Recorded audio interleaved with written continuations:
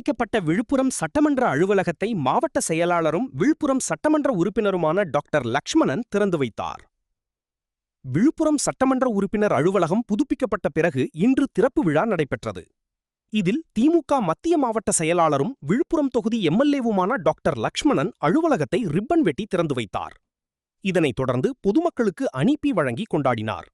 இதில் ஏராளமான திமுகவினர் கலந்து கொண்டனர். அதன் பின்னர் திமுகவினருக்கு அறுசுவை உணவுகளும் வழங்கப்பட்டது.